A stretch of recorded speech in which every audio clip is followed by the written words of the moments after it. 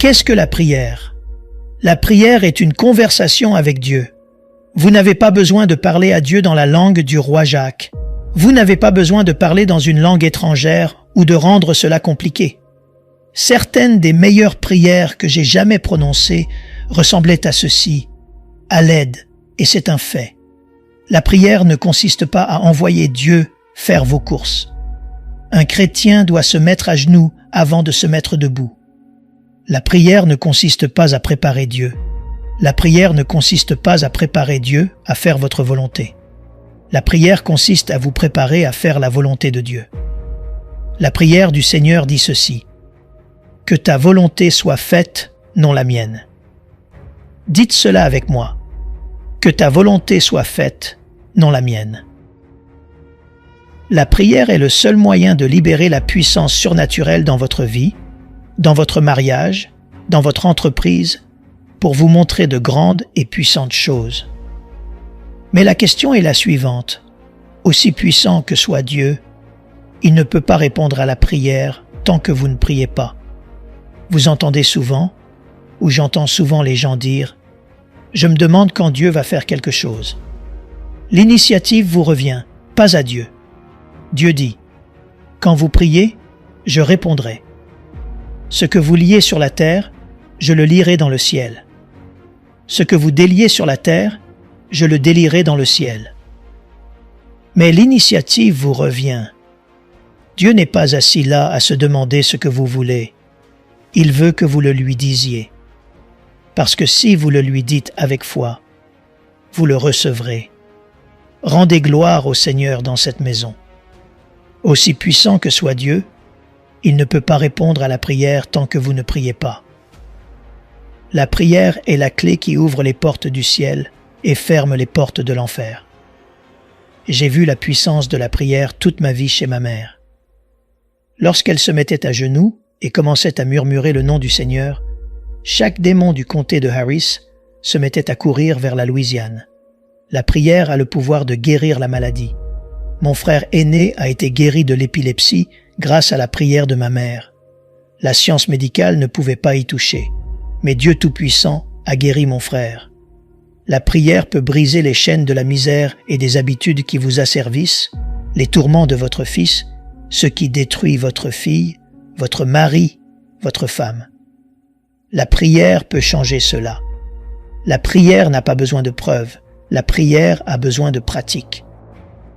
Les intellectuels d'Amérique racontent que Dieu est si distant, que Dieu est si loin.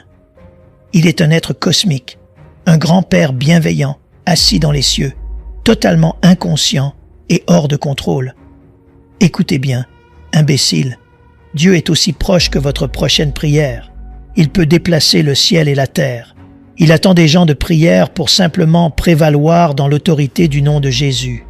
La prière est l'arme que Dieu a donnée à ses enfants pour faire la guerre dans les cieux. Lorsque nous disons que nous lions et délions, de quoi parlons-nous?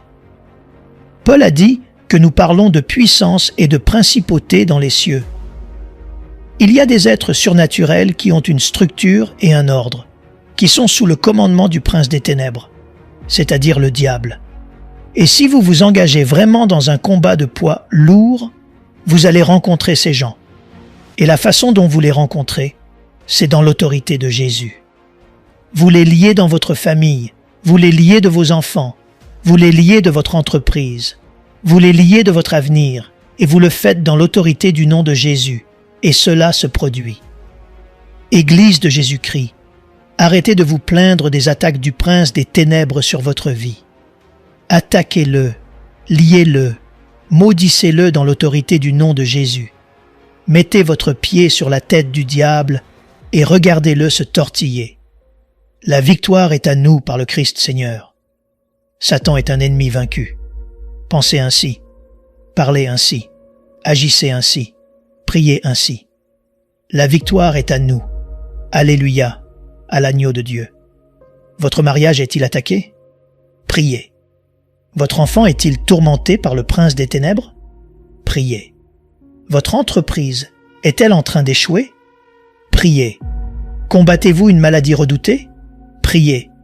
Êtes-vous perdu et sans Dieu? Priez. Votre vie est-elle vide? Priez. Votre vie est-elle dénuée de sens et d'espoir? Priez, priez, priez. Dieu répond à la prière. Alléluia à l'agneau de Dieu. La tragédie de nos jours n'est pas une prière sans réponse, mais une prière non offerte. La prière vous fera soit cesser de pécher, soit le péché vous fera cesser de prier. Vous embarrasserez le péché ou le péché vous embarrassera. Pourquoi prier? Parce qu'une prière non orientée s'élève au-dessus du niveau des besoins. Cher Dieu, arrose l'herbe et prends soin du goutte à goutte post-nasal de mon perroquet. Ce n'est pas une guerre spirituelle. Une prière orientée s'élève au-dessus du niveau des besoins. Considérez saint Paul.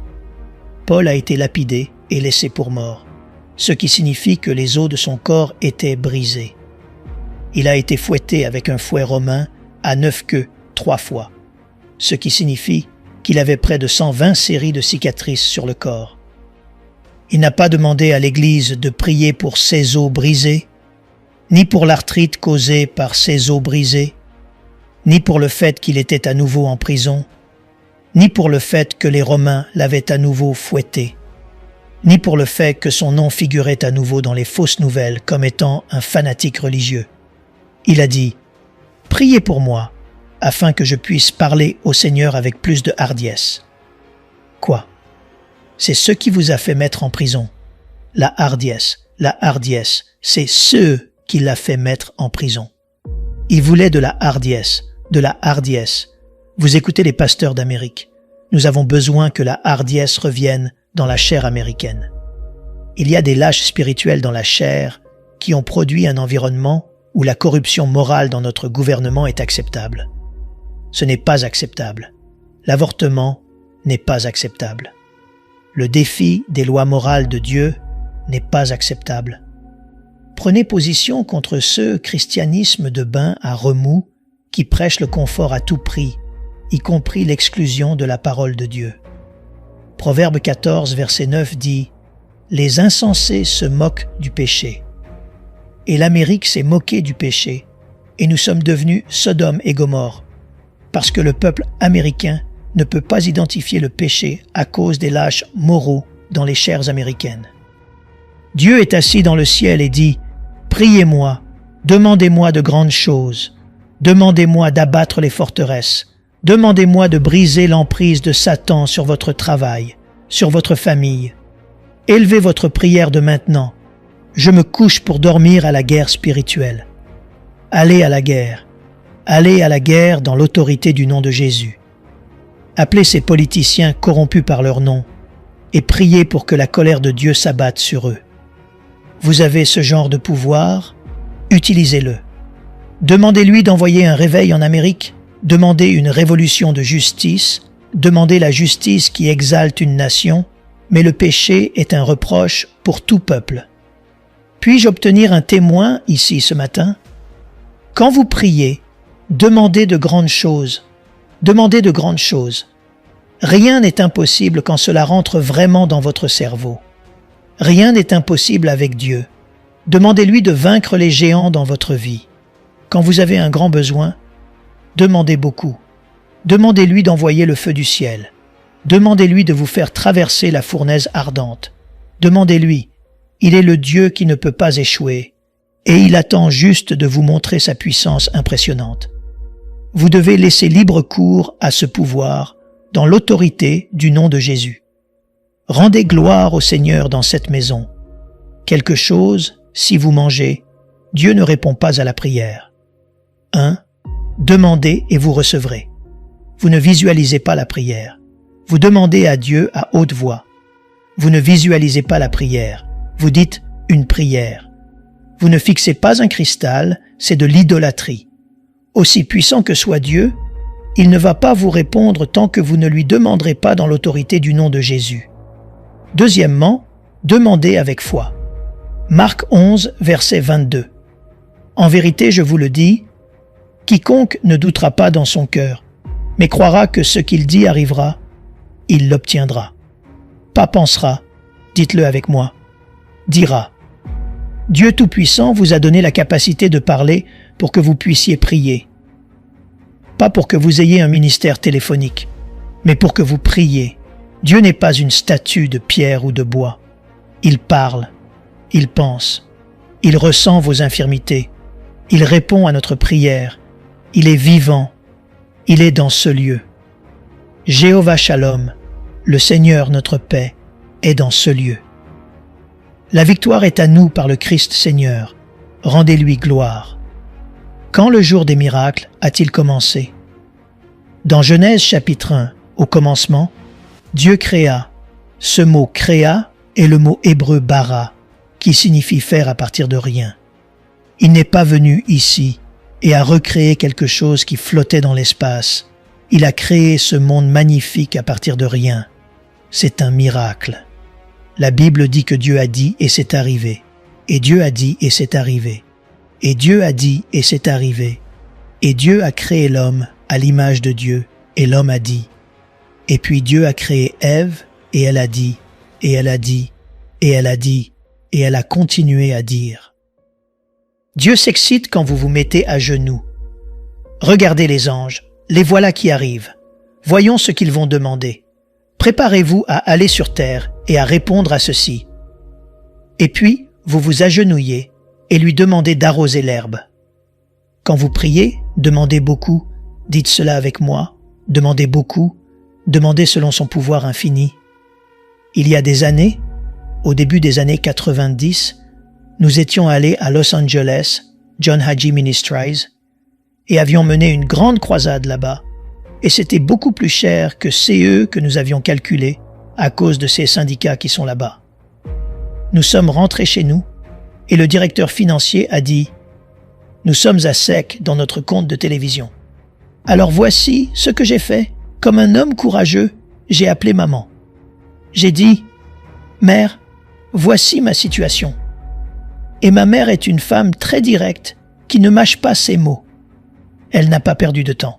Elle a dit « Eh bien, qu'as-tu fait avec l'argent que Dieu t'a donné ?» J'ai dit « Je l'ai dépensé pour faire la croisade. » Elle a dit « Que s'est-il passé ?» J'ai dit « Plus de 1500 personnes sont venues au Christ en 2 nuits. » Elle a dit « Eh bien, c'est la facture de Dieu. Tu faisais l'œuvre de Dieu et c'est la facture de Dieu. Nous allons demander à Dieu de la payer. » Et elle a fait une prière et a dit « Prions. » Et j'ai dit « D'accord, tu pries. » Elle a prié et 2 jours plus tard, j'ai reçu l'un des appels les plus étranges que j'ai jamais reçus en plus de 60 ans de ministère. Un homme au téléphone, notre secrétaire m'a mis en relation avec lui et il a dit « Êtes-vous John Hagee ?» J'ai dit oui. Il a dit « Premièrement, je veux vous dire que je ne suis pas chrétien. Deuxièmement, je vais vous dire que je n'aime pas les prédicateurs. Et troisièmement, je n'aime vraiment pas les prédicateurs à la télévision. » Un accueil si chaleureux, et j'ai pensé que j'allais me faire engueuler. Il a dit « Mais je vous ai vu prêcher à la télévision l'autre soir, et l'Amérique a besoin d'entendre ce que vous avez à dire, et je vais vous envoyer de l'aide. » J'ai pensé qu'il était saoul. J'ai dit « D'accord, merci beaucoup. » J'ai dit « À quoi ressemble un peu d'aide ?» C'est ma mère qui parle. Il a dit « Je vais vous envoyer $1 million. » Il est vraiment saoul. Je l'ai remercié avec profusion et j'ai raccroché. J'ai oublié et vous savez, je n'y ai plus pensé en réalité. Mais 2 jours plus tard, je reçois une petite enveloppe comme ça. Une enveloppe personnelle, je la sors, un chèque $1 million. J'ai tout de suite appelé la banque et j'ai dit « Je sais que vous ne pouvez pas me parler de cette personne, mais ce chèque est-il bon, signé par X ?» Elle a dit « Tout à fait. Ce chèque représente une toute petite somme pour ce monsieur. » Nous avons donc rapidement mis le chèque à la banque. Et puis nous avons dit « Merci Jésus. » J'ai appris de cela, je n'ai jamais oublié. Quand vous demandez quelque chose à Dieu, demandez plus que ce dont vous avez besoin. La 4e raison pour laquelle Dieu ne répond pas à la prière est que nous ne prions pas au nom de Jésus. Jean 14, verset 14. « Si vous demandez quelque chose en mon nom, je le ferai. » C'est le nom. Et laissez-moi, pendant que je touche à cela, toucher à cela. J'ai entendu des gens dire « Cher Dieu, Il y a un panthéon de Dieu. C'est pourquoi la prière du Seigneur dit « Notre Père qui es aux cieux », c'est le Dieu auquel nous parlons. C'est pourquoi, lorsque nous prions « Dieu d'Abraham, d'Isaac et de Jacob », il n'y a qu'un seul Dieu qui répond à cela.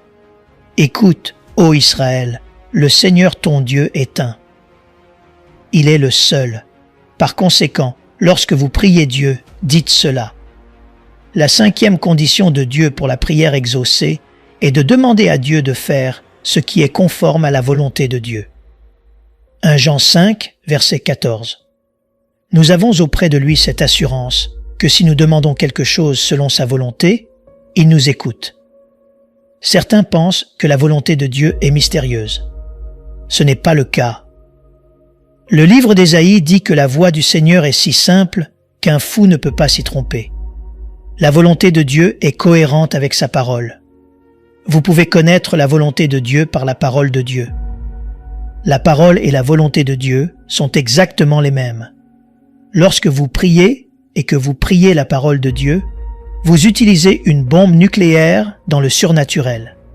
Dieu est lumière. La révélation de Dieu est dans la parole. Dieu est lumière. Cela signifie qu'il est contre les ténèbres. Il est contre la sorcellerie. Il est contre l'occultisme. Il est contre le satanisme. Il est contre la divination. Il est contre Harry Potter. Il est contre les horoscopes. Il est contre le contrôle mental. Éloignez-vous de cela. C'est l'obscurité. Ce n'est pas la lumière. 6e condition de Dieu pour la prière exaucée. Priez avec foi. Si vous avez la foi et que vous ne doutez pas, la Bible dit « Ayez foi en Dieu ». Dites-le avec moi « Ayez foi en Dieu ». Elle ne dit pas d'essayer d'avoir foi en Dieu. Elle dit d'avoir foi en Dieu. Il faut de la foi pour croire en une voiture qui ne démarre qu'une fois sur 4. Mais Dieu ne vous a jamais fait défaut. Par conséquent, il ne faut pas une grande foi pour croire en un grand Dieu. La Bible dit « Ayez foi en Dieu ». N'essayez pas d'avoir la foi. Vous essayez le brocoli, vous essayez la crème glacée allégée. C'est là qu'est né le verset biblique. « Je te vomirai de ma bouche ». La 7e condition de Dieu est de prier spécifiquement. La prière du Seigneur. Donne-nous aujourd'hui notre pain quotidien. C'est ce que nous voulons maintenant. Ne priez pas Dieu en termes vagues. Clouez-le au sol pour que lorsque Dieu répond, vous sachiez que c'était lui. Dieu n'entendra pas votre prière avec un péché non confessé dans votre vie. Psaume 66, verset 18. Si je considère l'iniquité dans mon cœur, le Seigneur ne m'écoutera pas. Comment y arriver? La repentance. Considérons le pouvoir surnaturel que 2 personnes en accord peuvent faire plus que 2 millions en désaccord. Matthieu 18, versets 19 à 20. Je vous dis encore que si 2 d'entre vous s'accordent sur la terre pour demander quelque chose, cela leur sera accordé par mon Père qui est dans les cieux. Écoutez rapidement. Josué et Caleb ont vaincu des géants que 2 millions de personnes avaient peur d'attaquer. Paul et Silas ont démontré le pouvoir des 2. Ils ont chanté dans la prison de Philippe, les fondations ont été ébranlées et ils sont sortis libres.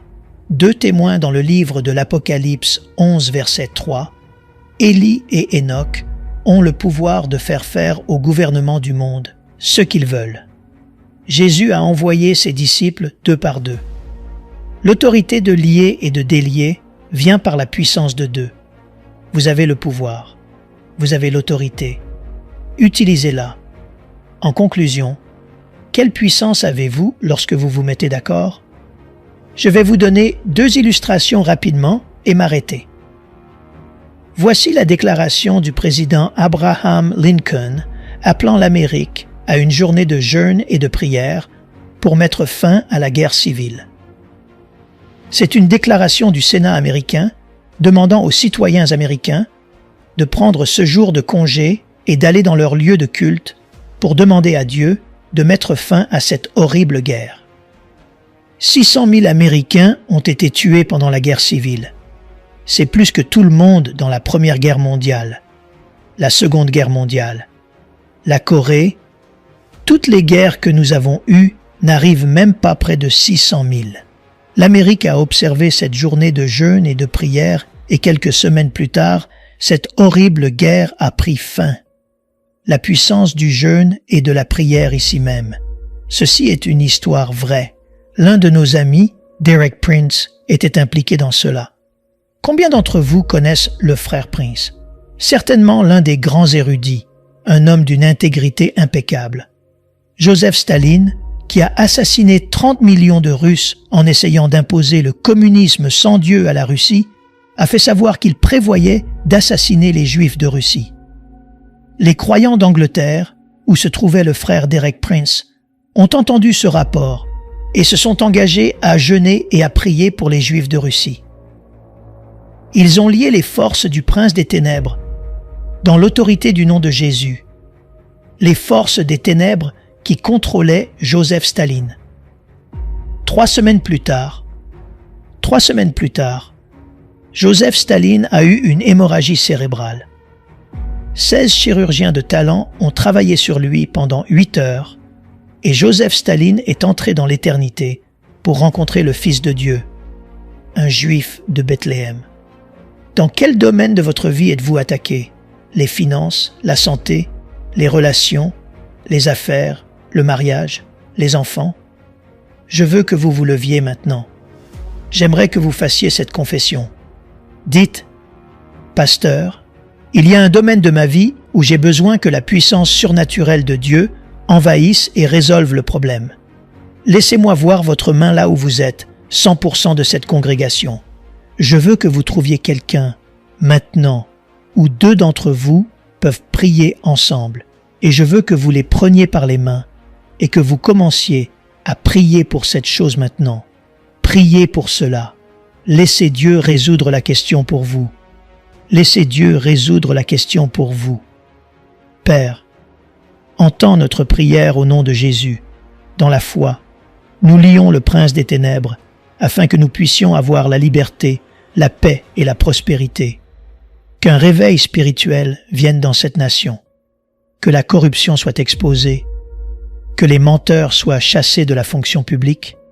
Que nous fassions l'expérience d'une explosion de la grâce étonnante à la lumière de l'Évangile. Au nom de Jésus. Amen. Amen. Nous aimerions vous donner l'opportunité de faire de Jésus le Seigneur de votre vie. Voulez-vous bien prier avec moi? Dites, Seigneur Jésus, je me repens de mes péchés.